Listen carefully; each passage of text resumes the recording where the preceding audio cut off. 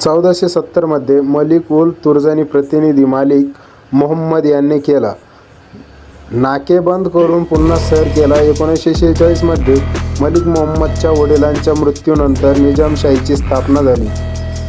पुढे 1493 मध्ये इथली राजधानी गडावरून अहमदनगरला हलवण्यात आली. इसवी सन 1565 मध्ये सुलतान मुर्तिजा निजामाने आपला भाऊ कासिम याला या गडावर कैद ठेवले होते. यानंतर इसवी सन 1595 मध्ये किल्ला व जुन्नर प्रांत मालोजी राजे भोसले यांच्याकडे आला.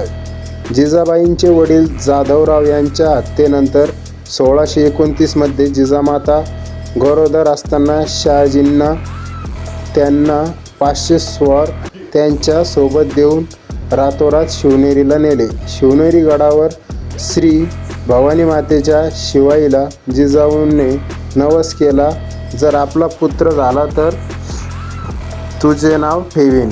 शके 1551 शुक्ल नाम संवत्स फाल्गुन वद्य